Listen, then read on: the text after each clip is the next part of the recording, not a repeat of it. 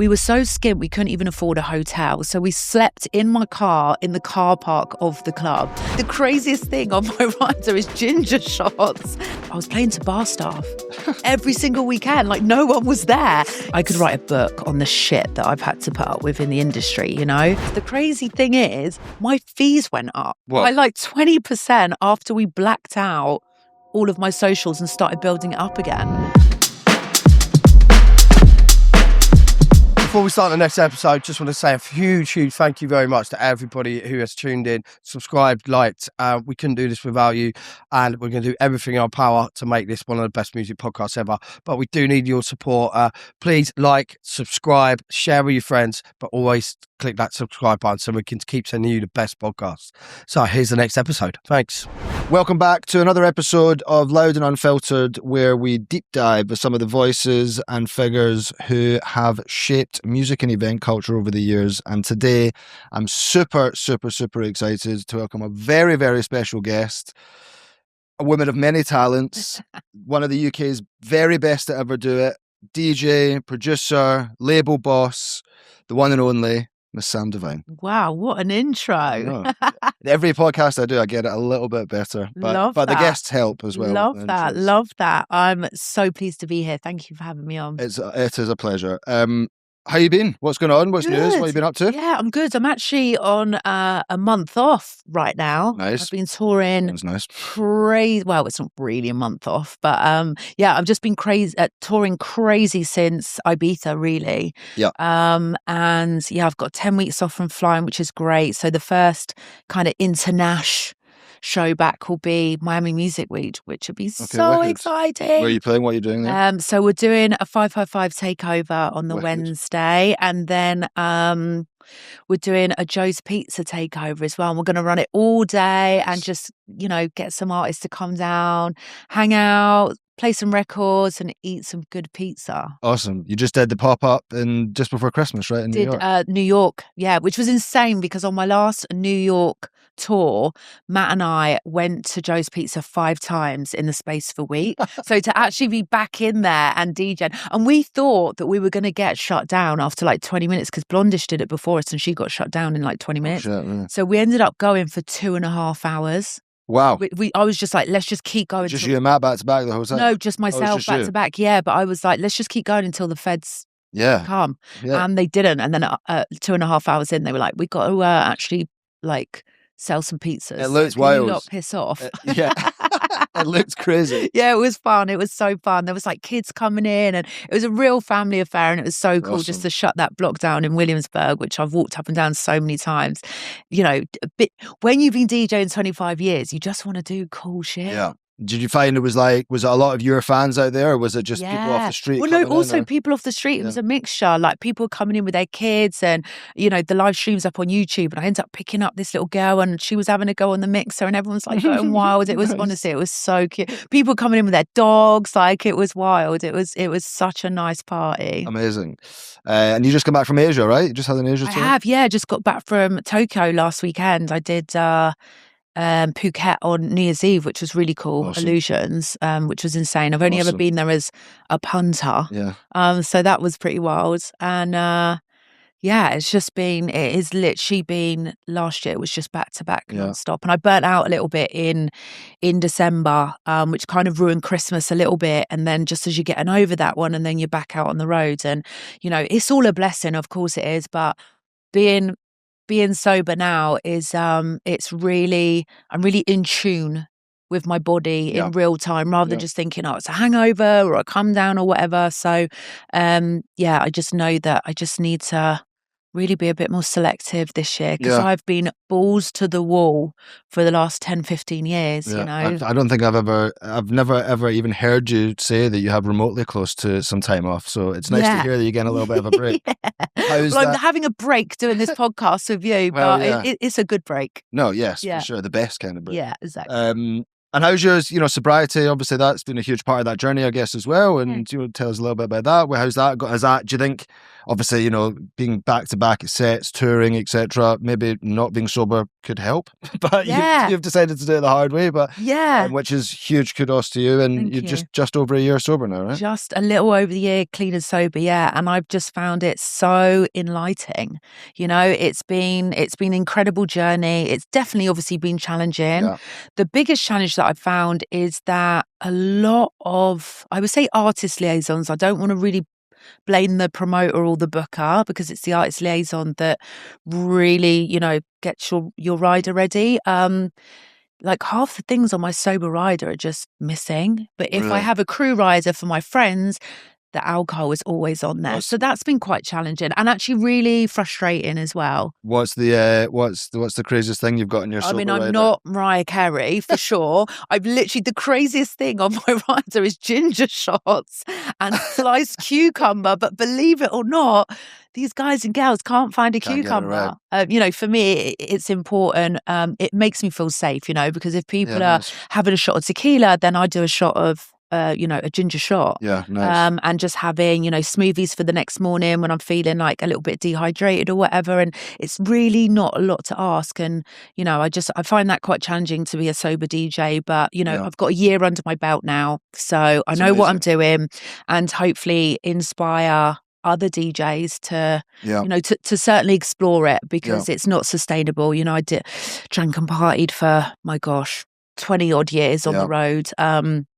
And now I really look forward to going to my shows now. Amazing. And I really look forward to having my mornings back and not being hungover and having that energy to go again. I can do 5 shows in a week and, I'm not as knackered as I normally would be. That's amazing. Honestly, it's a huge amount of respect for you for going through that journey. And, I'm sure a lot of people will, hope and take that as, a little bit of influence and guidance and, come and get in the gang, man. Yeah, come get in the sober gang. Yes, yeah. Let's talk a little bit about 555. Yeah. Super exciting stuff going on. Seems like exciting. You are surrounded by the number 5, including when we came out the lift here, just like fives fucking everywhere. Tell us a bit about it. Obviously, you've got a crazy, awesome tour coming up in the UK. You've got the label. You've got parties. You've got residencies. You've got takeovers. It seems like you're being immersed in the world of 5. So, tell us a little bit about it, where it came from, what's coming up. Yeah. Let's start with the tour, I guess. Yeah, so the tour, it kicks off on the 13th of February in Liverpool. It's all small grassroots venues, which was really important for me to pick these types of venues rather than go into, 800,000, 1,500 caps, which we've done previously for headline shows. For me, everything in my sobriety is going back to the beginning, because that's when it was so fun. Everything was shiny, everything was brand new. The stresses and the challenges of the industry kind of creep up on you as you get into 10 years, 20 years, 25 years in the industry, right? So I just wanted to kind of also reignite my love for music, because after 25 years, you've got to kind of, come up with different ways to reinvent yourself and to stay current, to stay on top. And that was really important to me. And I just remembered that feeling of jumping in the car on a Friday night, driving up and down the M5, the M6, sometimes I remember me and Mills, my best friend Camilla, we were talking about this the other day. We were so skint, we couldn't even afford a hotel. So we slept in my car in the car park of the club, playing for like 80 quid petrol money. Yeah.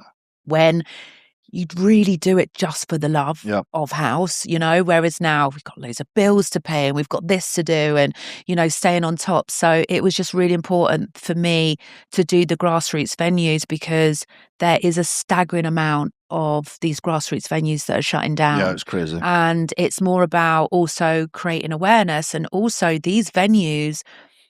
This is where I started my career. I cut my teeth in clubs in Bristol. Where was the first grassroots place you remember? So it was in Western Supermare. Okay. Yeah, a club called Vaults. And I was playing to bar staff every single weekend. Like no one was there, you know, and I entered a DJ competition, won that competition. That's how I got the residency. That's another thing that we're going to tag on to the 555 tour. You know, DJs can submit a 30-minute mix and then they get a set in a Grassroots venue. Awesome. That's wicked. Yeah, it's really cool because that's how, you know, without that DJ competition, then who knows what have happened. You know, I would have created a different path for sure. So I think DJ competitions are really important.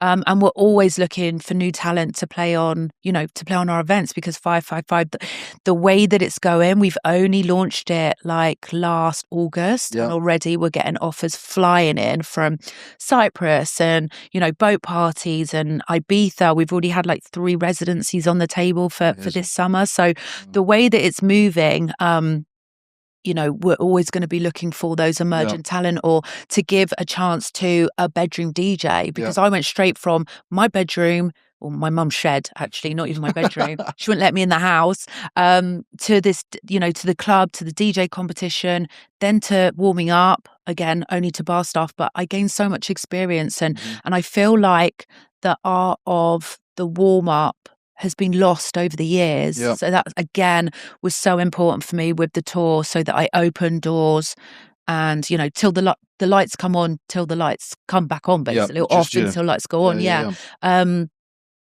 So yeah, I'm just really excited and to do those longer sets as well, you know. Part of the 5 is 5 hours. Yeah, 5 hour sets. So is that going to be on all the shows you'll be doing 5 hour sets, even if you've got like a warm up or a resident or somebody playing, or are you going to kind of mix them around a little bit? Who knows? Let's see how this one goes, really, I think, because this tour is all you, right? Yeah, all me. Yeah, I haven't played an all-night set since 2005.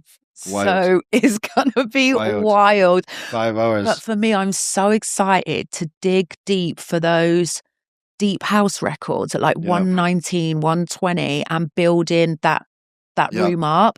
I think for me, it's about stepping outside of my comfort zone because I've been a headline DJ for so many years now. It's like, oh my gosh, have I forgotten how to warm up? You know, if I'm warming up for someone like a Dennis Frere or a Kenny Dope or a Lou Vega or Kerri Chandler, you know, those last kind of 15, 20 minutes, I'll bring it down, ready for them to kind of come up and set it again.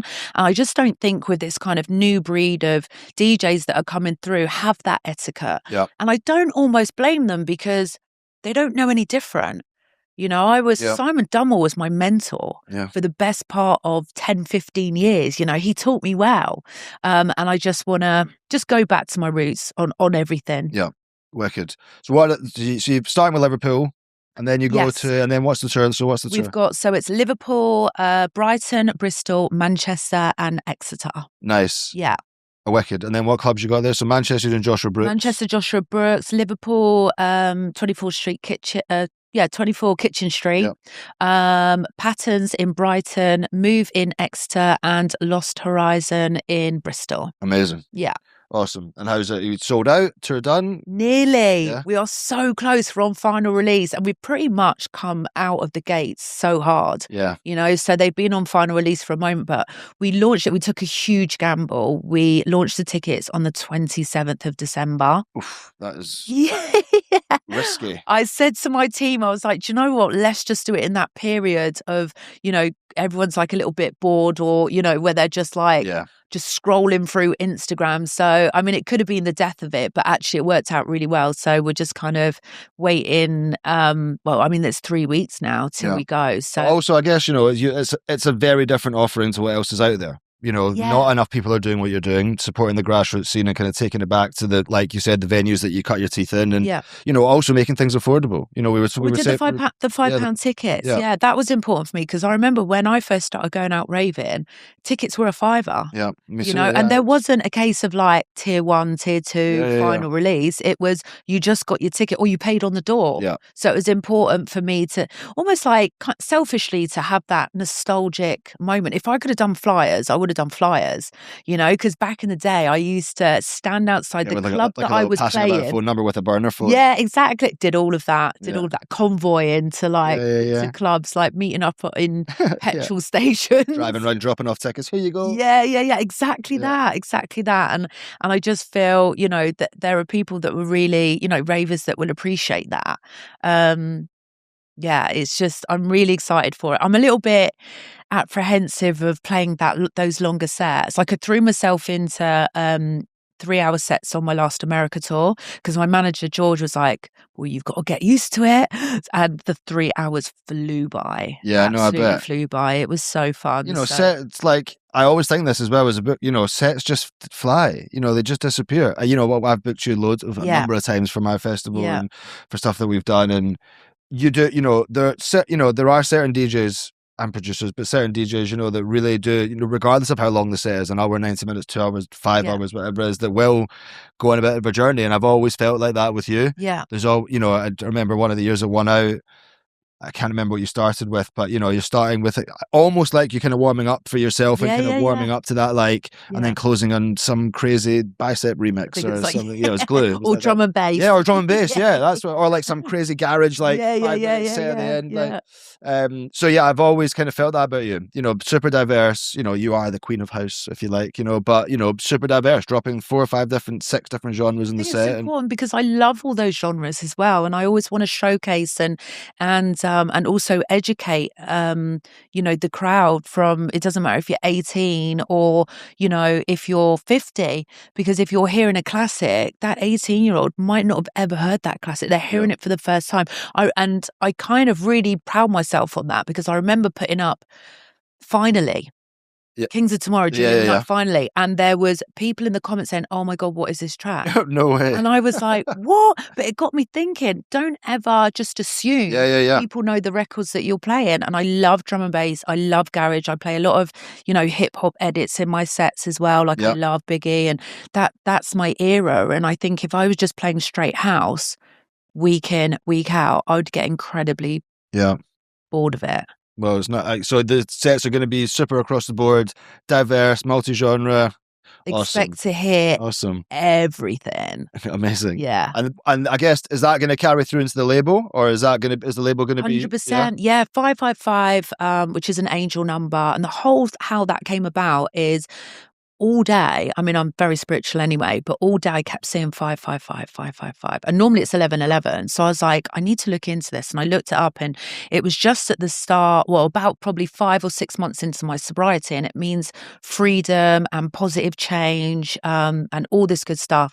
And I was on the phone to my pal, and I was like, God, I've not done like an all night long set for ages. And I was like, 555, 5 hours, £5 early bird tickets, 5 cities, and it just escalated from that. And at the time, we'd actually kind of closed the chapter on Divine Sounds. Right. I just kind of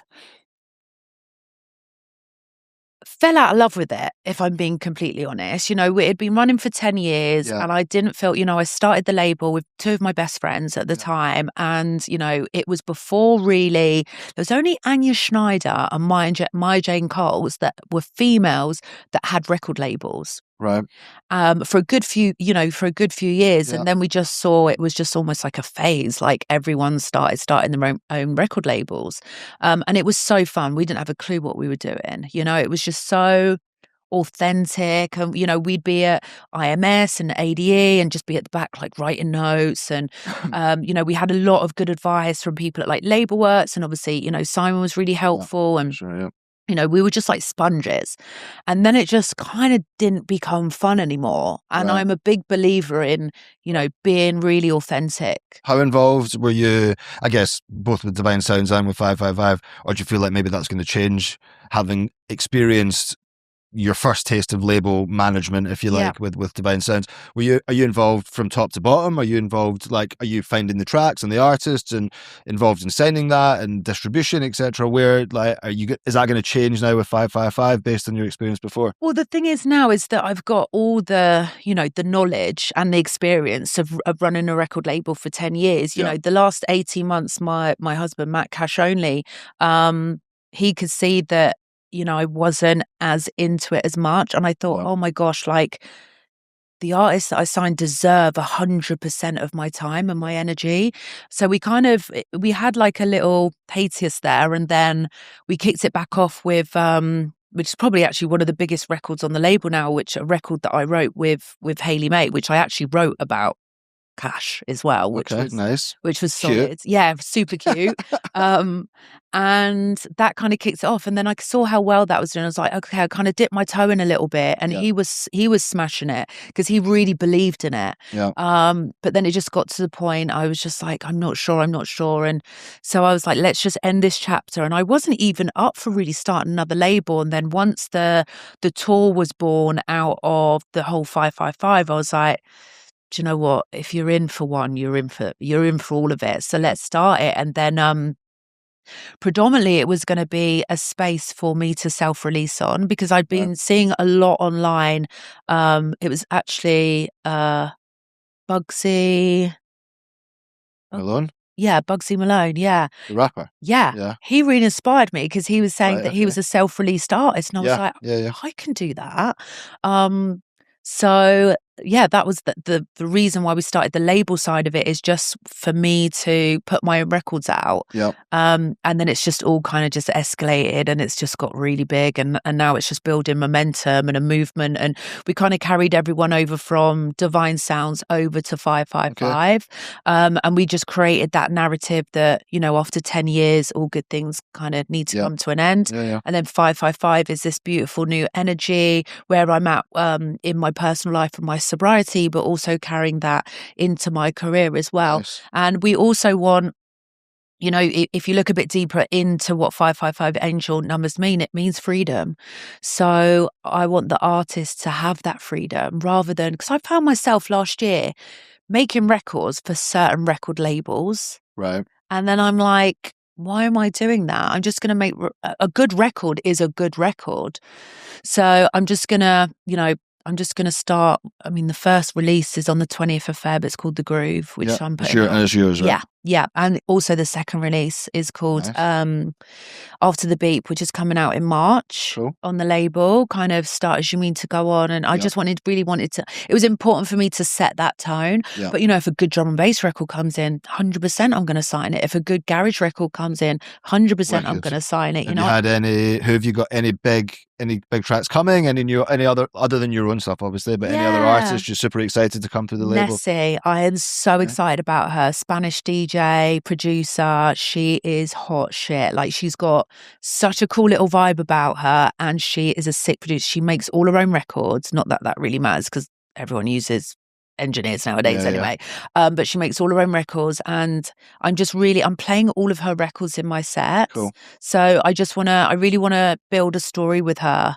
You know, she's at that kind of ripe where she's playing out and having some cool records. And so Nessie is definitely someone that I want to build a story with. That's super important for me as well. Not just signing a record and then moving on to the next one. You know, it's really important for me to build that family vibe. And I got that a lot, that ethos from Simon Dunmore and kind of what they do with Defected, like back in the day, or their early days. Yeah.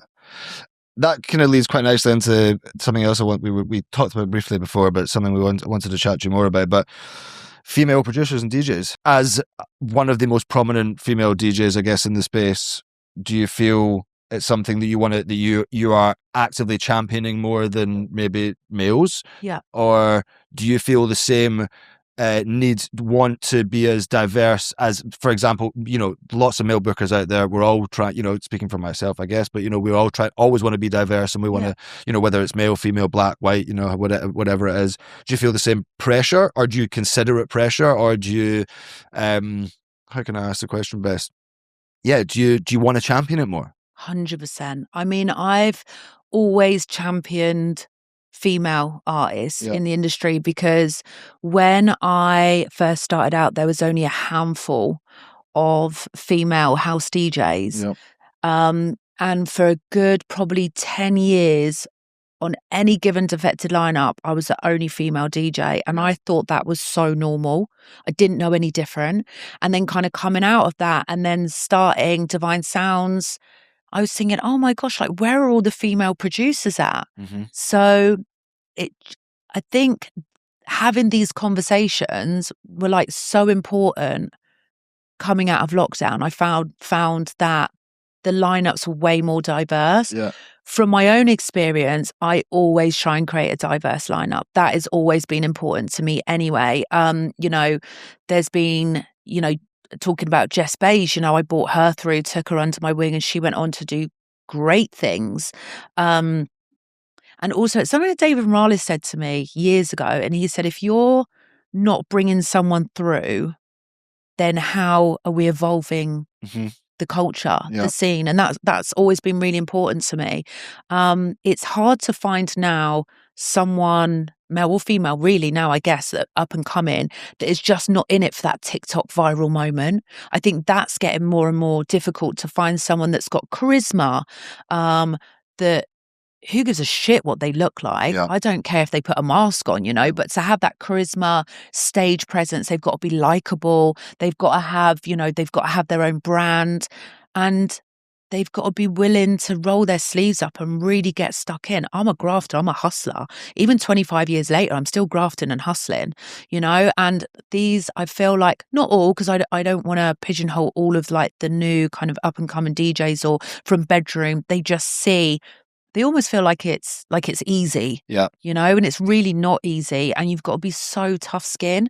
And I feel like, as a woman, I try and empower other women because I've got very, very tough skin. Like, I could write a book on the shit that I've had to put up with in the industry, I'd read it. I'd read that. Yeah. And it's, well, Smoke and Joe did one, didn't she? Recently with, what is it? You don't be a dick, or don't need a dick, or something about a dick. I can't remember what it's called. Something about dicks. Oh, yeah. Or you don't need a dick to be a DJ. I think that was what it's called. And it is challenging, but I don't like to kind of think about it too much. I just want to, kick those doors open and leave it open for the next wave of DJs to come through. So it's super, super, super important that I'm, championing female DJs 100%. And I think there's not enough people that do that. And it's not about, we were saying earlier about just ticking boxes, right? We've got a white person, a black person, gay, straight, female, male. Of course it's not. It's never been about that. Yeah. It's just about booking good talent. And when you find a good one, then you need to keep hold of her. Yeah. Because, Simon Dunmore, he took a huge risk with me. He didn't really know me.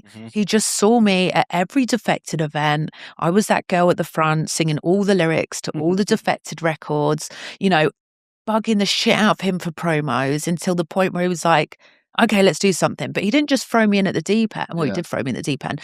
But I didn't DJ for about a year before I worked for Defected. Right. He created this space called the Defected Street Team, which wasn't a team. It was just me on my own, servicing DJs in Ibiza. And then it was after about a year that he was like, right, okay, fly you back to London. I had to put the work in. Yeah.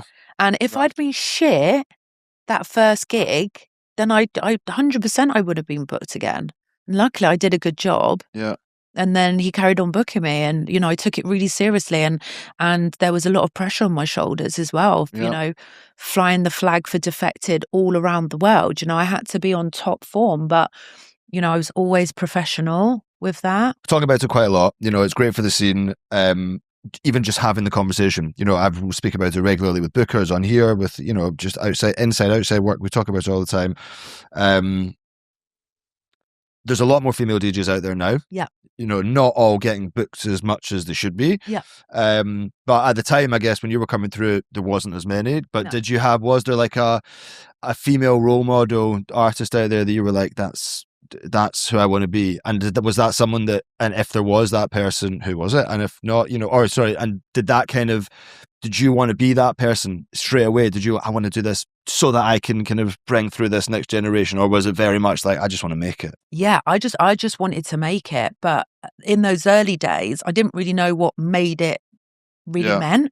I just wanted to play records. Like, I loved playing records. Like, my idolized, who was Lisa Pinup and Lisa Lashes. Yeah, wow. My first time, the first club that I can't imagine you playing that hard house. No, I did for 2 years. Really? Oh my God. Harder than what Hannah Lang's playing now. Like, literally, I went through, I've been going through my record collection for the All Night Long tour, and pulled out a few Nucleus records. I put them on. I was like, fucking hell. Jeez. That is hard house, But loved it. I actually started playing Soulful House by complete accident because a DJ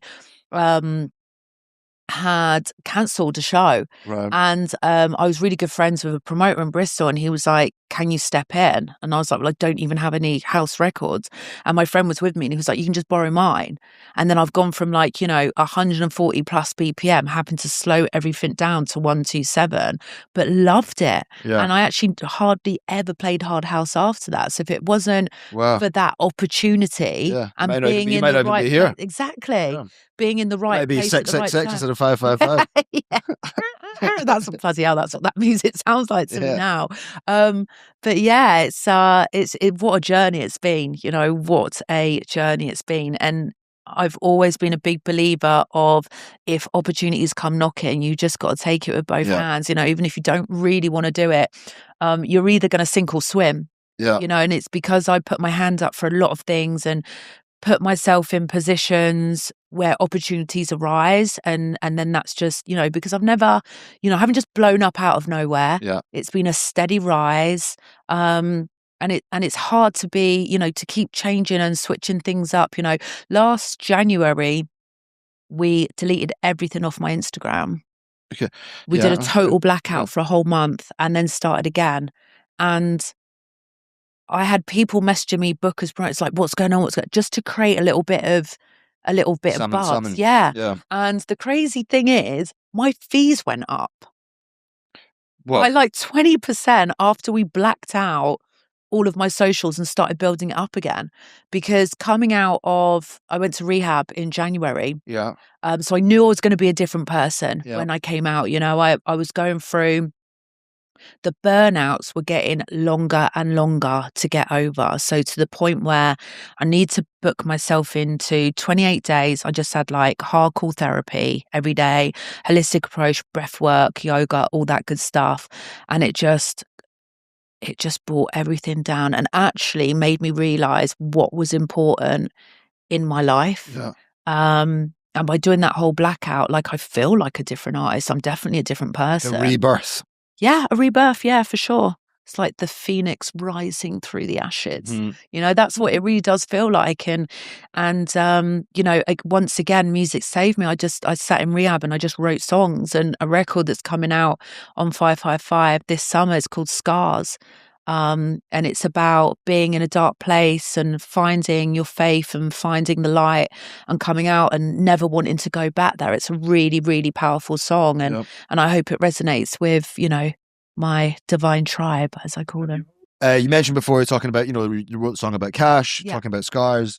Have you always needed a muse for your music, if you like? Have you needed something to go, I'm going to write this track? A lot of the time, electronic music can often be very different to, rock, indie, pop, it's often not lyric driven. Yeah. Which I guess, people often will use lyrics to, display emotion and, to kind of get that emotion through in their tracks. Is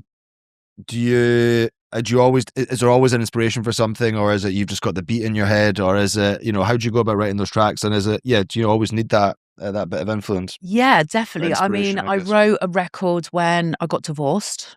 I was literally sat in an apartment in LA and it just started flooding through me. So I wrote that down. And actually, Jem Cook, I sat on it for nearly 2 years because I was like, it's a very vulnerable place to be in when you're writing about your own experiences. And I actually went to Jem Cook and I was like, I've got this record. I'm sat on it for a couple of years. And Jem and I kept bumping into each other and I loved what she was doing. I think she's incredible, talented artist anyway. And I was just thinking, who can do it justice? And I sent it to Jem and she was, very precious about it as well. And I mean, it sounds amazing. I've still not put it out. I'm still sat on it. At some point I probably will put it out, but I'm in a different place in my life now. I'm married to the love of my life now. So it's a very different, if I put it out, but people can relate. I like to write songs that people can relate to. It's not just, I just look out the window and see, let's just write about an office block or, I go into my sessions now and I've got some sort of idea of what I want to write about. Facing the crowd, I wrote about my husband, Cash, about when we first got together and Hayley May put that together and we sat and we kind of worked out the lyrics and they seem to be the records that do the best. Because if I'm just kind of putting out records where I haven't, sat there and been part of the writing process, as in writing the lyrics and writing the storyline, I feel like probably because I'm more committed emotionally to those records as well. So I just find that now I'm just, previous to being sober, I felt incredible pressure to put music out. Like, shit, I haven't put anything out for ages, so I'll just, jump on this remix or someone will make me a record and I'll just put it out. And, I felt like I wasn't being true, authentic to myself. So everything that I do now has meaning and purpose. And I'm kind of at that age and stage of my life where I don't give a shit what anyone thinks. And that's a really powerful place to be in, because I know I'm a good person, and I know I'm a talented artist. So I would still won't be doing what I'm doing 25 years later. So, but the most important thing for me is now is just to have fun. I see so many people in jobs that they hate or that are just so grueling, and they just get up, go to work to pay the bills. And, I just promised myself I never wanted to do that with DJing. And someone said to me years ago, when it stops becoming fun, Sam, give it up. You just stop. And sobriety has given me just a second chance in my career, in my life, in my personal life, my home life. Just, I never thought my world could exist without drugs and alcohol in it. And now I could never dream of my life being the same with it. Like, I really couldn't.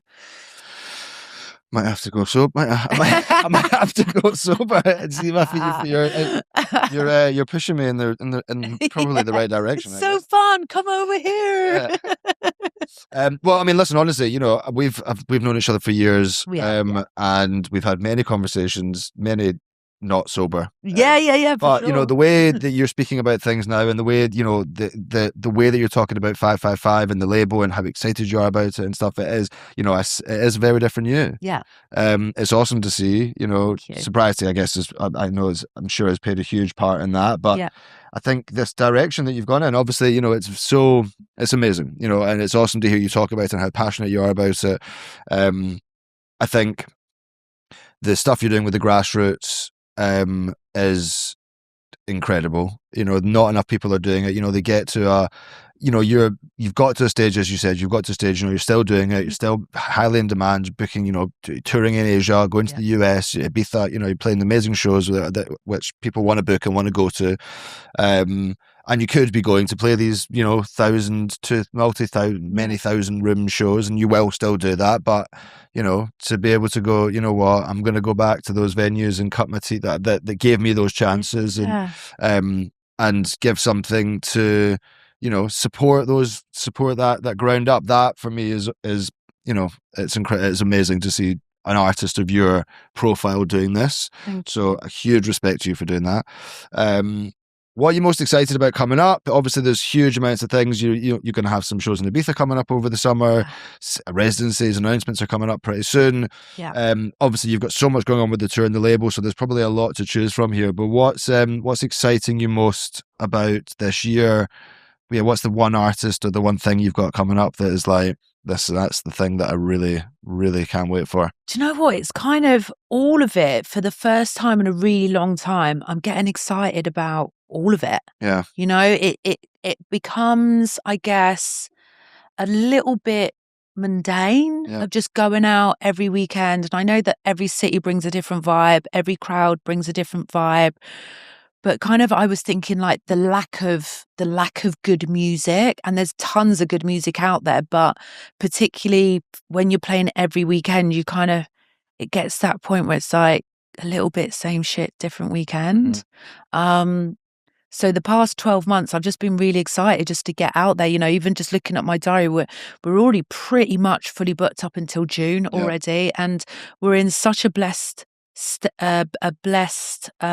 position that every year we're still so in demand, and we're really lucky that we get booked up quite far in advance. So in that time, I'm looking forward to my best friend's 40th birthday at the Cross in a few weeks. You know, I'm looking forward to that.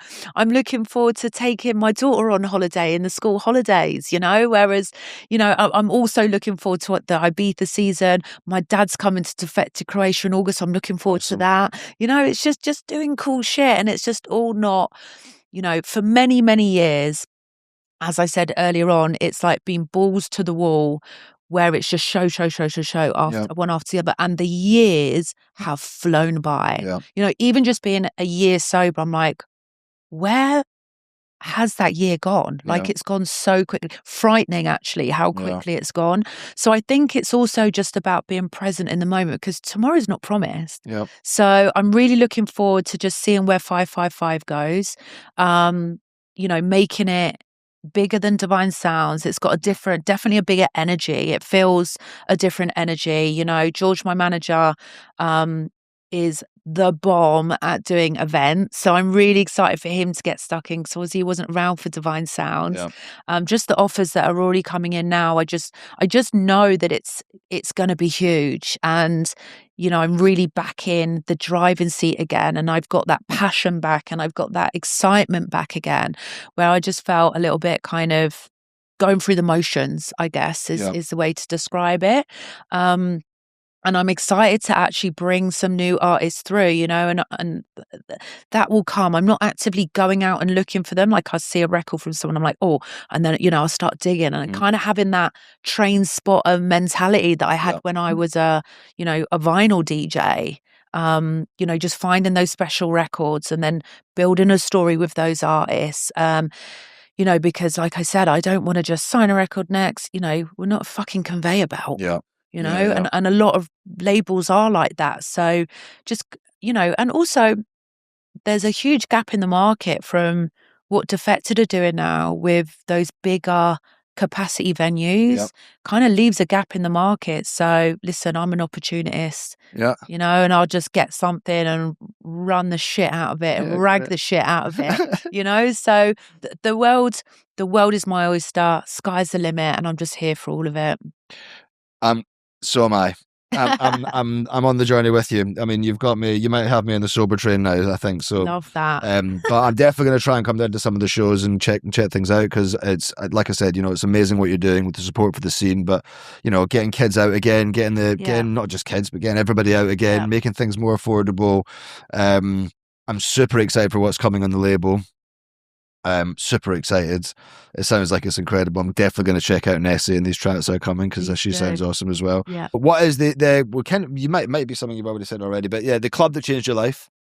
Do you know what? I'm gonna have to go with Camden Palais. Okay. Back in the day, I used to go to Lords of the Underground, which was a garage night, and then I went to Peach, which was a hard house night. And I wasn't even living in London at the time. I passed my driving test every weekend, drive to London and go to Camden Palais. Nice. Nice. Album that changed your life? Oh my God, Snoop Dogg, Doggy Style. Nice. That album got played to death. I remember we used to play it like on the coach on the way to school. Amazing. Yeah. That's great. Big album. What first album you ever bought? Tina Turner.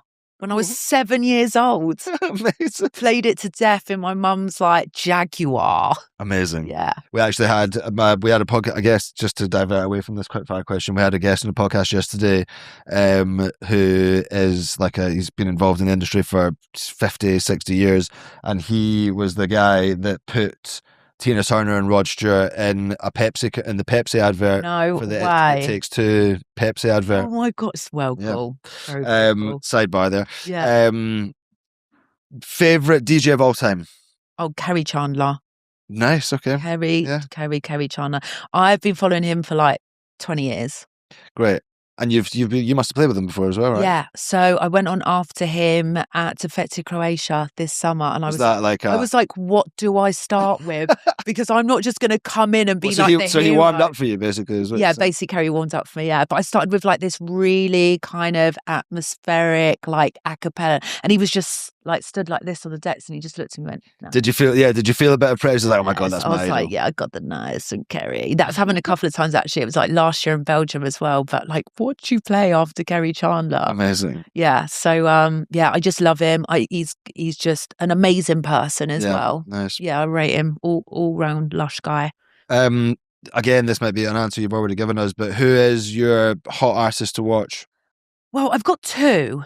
Nessie, obviously, Spanish female DJ producer. She's hot shit. We're going to be doing a lot of work with her on 555 this summer. And I have to say, there's so many, but I'm going to have to say my girl, Alisha.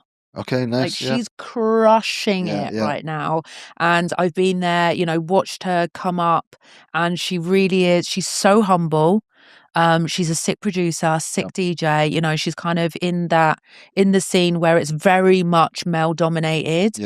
So she is really shining through. Olive F is another one. Arielle Free, that's my girl. There's so many, but yeah, I feel like female artists this year are going to go up another level. Yeah, I very much agree. Sure. There's a lot of awesome female DJs coming up out there, and both producers, DJs, but some amazing stuff. Arielle, Olive, Lala. Super exciting. Super exciting to see it. So awesome. And you are right there at the forefront. Wow, we're trying, babe. We're trying. Sam, thank you so much. It's been an absolute pleasure to have you on. Much. It's lovely to see you as always. And like I said, just to stress again, what you're doing is unbelievable, both with your sobriety, but with the brand and the label. I wish you so much luck and success with it all. Thank you so much. Super excited to come and check out the shows and hear your music. Always welcome. But thank you so much for coming on. Thank you, bro. Guys, thank you as always for tuning in. If you haven't already, make sure to like and subscribe to us on YouTube, Apple Music, Spotify, and Instagram. And we will see you again soon. Big love.